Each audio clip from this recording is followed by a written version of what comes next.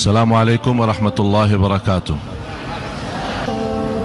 Alhamdulillahi rabbil alamin. Wa ashhadu an la ilaha illallah wahdahu la syarika lahu waliyus salihin. Wa ashhadu anna sayyidina wa nabiyyina Muhammadan abdullahi wa rasuluh as-sadiqul amin. Allahumma salli wa sallim wa barik ala sayyidina Muhammad wa ala alihi wa sahbihi wa man tabi'ahum bi ihsanin ila yaumiddin. Subhanaka la ilma lana illa ma 'allamtana innaka antal alimul hakim. Alhamdulillah, syukurillah, Bapak Ibu, kita sama-sama mendapatkan kenikmatan yang besar bagi Allah Subhanahu wa taala. Kita baru saja sama-sama melaksanakan salat berjamaah, khususnya salat subuh. Dan itu merupakan salah satu tanda iman. Orang yang salat subuh berjamaah merupakan itu tanda iman. Sebagaimana bersabda Rasulullah sallallahu alaihi wasallam, "Basyirul masya'ina fi dhulami ila al-masajid bin nurit tam yaumil qiyamah." Allah menggantikan dengan cahaya yang sempurna bagi orang yang suka datang ke masjid di saat gelap. Ini sekarang masih saat gelap, ya, itu menjadi salah satu karunia dari Allah. Yang kedua, orang-orang yang salat subuh berjamaah, dia akan dalam lindungan Allah sampai malam hari. Jadi orang yang salat subuh berjamaah jangan fikirin masalah, karena tidak ada masalah, karena sudah terjamin dalam lindungan Allah Subhanahu wa taala.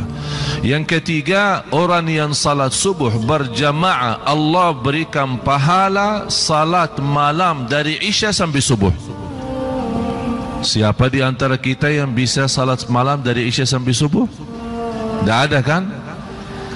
Kita paling bisa salat malam yang mungkin 1 jam atau setengah jam, 2 rakaat atau 10 rakaat, kurang lebihnya ditutupi dengan witir. Tapi dengan hadirnya, walaupun kita tidak salat malam, sepanjang malam kita salat, kita tidur dari Isya sampai subuh, dan menghadiri salat subuh berjamaah, man shallal fajr fi jamaah faka'annama qama al-laila kullah. Barang siapa yang salat subuh berjamaah, sepertinya dia salat sepanjang malam. Luar biasa. Saya mengingatkan Bapak Ibu 4 amalan. Ini hari Jumat, 4 amalan yang menjadi sangat istimewa di hari Jumat. Pertama adalah bersalawat kepada Nabi Muhammad sallallahu alaihi wasallam. Karena Rasulullah SAW menginginkan dan mempesan kepada kita, barbanya akthiru alayya minas salati yaumal jumu'ah. Berbanyalah salawat kepadaku di hari Jumat. Jadi ini hari Jumat, jadi kita boleh tinggalkan seluruh zikir, hanya fokus salawat, tidak salah. Karena Rasul memang minta kita bersalawat kepada beliau di hari Jumat ini. Jadi saya mohon sepanjang hari di dalam perjalanan di mana kita berada, tolong bawa salawat kepada Nabi Muhammad SAW.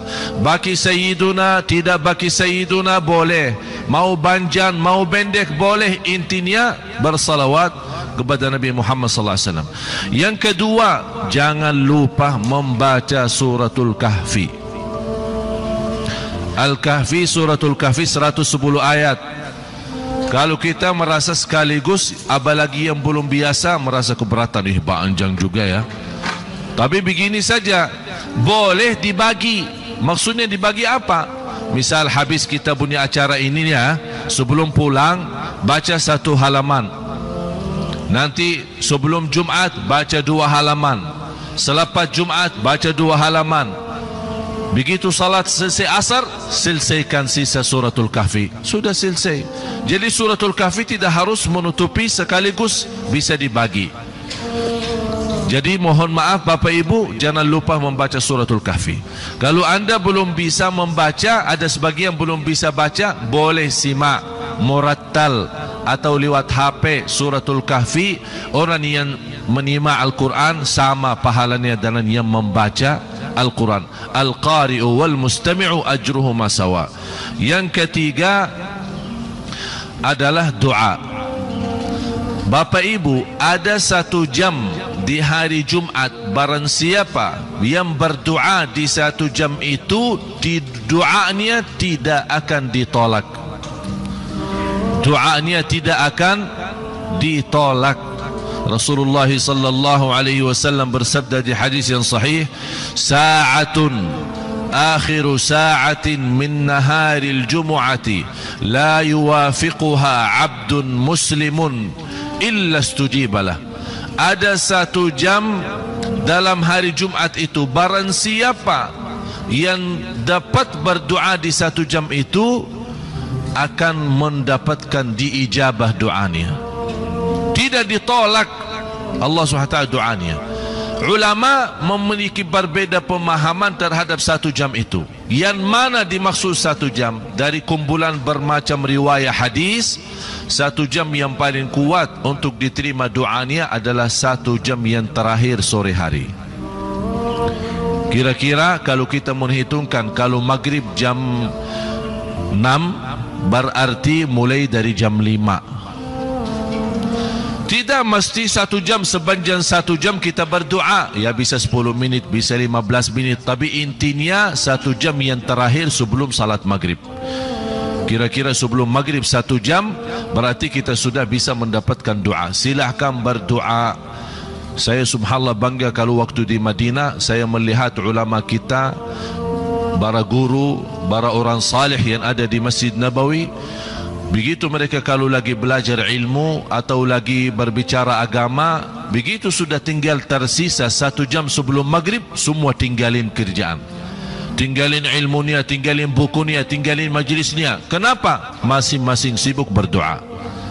Oleh kerana itu istimewa, jangan sampai tertinggal. Yang terakhir, yang keempat adalah bersedekah di subuh hari. Kenapa saya berkata bersedekah di subuh hari? Apalagi habis kita sama-sama laksanakan salat berjamaah. Kalau kita perhatiin, banyak di dalam Al-Quran Allah mengikatkan infak, sedekah dan salat. Contohnya, alladzina yuqimuna as-salata wa mimma razaqnahum yunfiqun.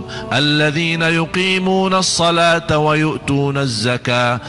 إن الذين يتلون كتاب الله وأقاموا الصلاة وأنفقوا مما رزقناهم. Jadi banyak ayat Allah mengikatkan infak, sedekah dan salat.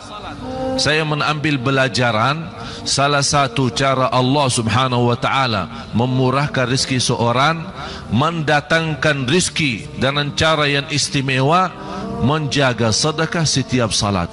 Apalagi di subuh hari. Kenapa saya bertambah di subuh hari? Karena memang selepas subuh ada dua malaikat berdoa. Allahumma a'ti munfiqan khalafa wa'ti mumsikan talafa. Dua malaikat berdoa. Satu mendoakan baik bagi orang yang berinfak di subuh hari. Ya Allah, lipatkan ganda, gantikan yang dia sedekahin berlipat ganda. Yang kedua adalah malaikat mendoakan orang-orang yang kikir di subuh hari, yang pelit di subuh hari, tidak mau bersedekah di subuh hari. Dia berdoa, ya Allah jangan berkahi hartanya. Na'udzubillah. Berarti jemaah sekalian, kalau kita tidak mampu, itu namanya uzur. Tapi kalau kita mampu tapi tidak membiasakan diri bersedekah di subuh hari, jangan sampai kena doa malaikat itu. Oleh kerana itu kita malah berharap doa malaikat yang mendoakan, ya Allah gantikan dan lipatkan ganda apa yang dia telah infakkan dan sedekahkan. Karena inti daripada amal salih, kita mengharap ridha Allah subhanahu wa ta'ala. Walladzina yu'tuna ma atau wa qulubuhum wajilah annahum ila rabbihim raji'un. Kata Siti Aisyah, kenapa orang berbuat sesuatu merasa takut? Apakah orang itu yang berbuat dosa dan maksiat? Kata Rasulullah, bukan wahai Aisyah. Yang selalu merasa takut saat berbuatan kebaikan, dia takut Allah tidak diterima. Berarti walaupun kita berharap ridha Allah dan diterima amal ibadah kita, tapi di hati kita selalu ada rasa takut. Berarti orang mukmin hidup antara harapan dan takut kepada Allah subhanahu wa ta'ala. Terima kasih atas perhatiannya. Terima kasih semua infaknya dan sedekahnya. Semoga doa malaikat semua kita dapat. Karena yang saya yakini doa malaikat 100% terkabul, 100% diijabah. Kita hanya minta mohon Allah subhanahu wa ta'ala diterima doa kita. Amin ya rabbal alamin. Bismillahirrahmanirrahim. Alhamdulillahi rabbil alamin. Allahumma salli ala Sayyidina Muhammad wa ala ali Sayyidina Muhammad. Ya Allah ya arhamar rahimin, jadikan pertemuan ini di subuh hari ini, di Jumat yang penuh barakah ini, menjadi pertemuan yang bermanfaat bagi kehidupan kami dunia dan akhirat. Ya Allah, jadikan pertemuan ini menjadi saksi baik di hadapan hari kiamat ya rabbal alamin, birahmatika ya arhamar rahimin.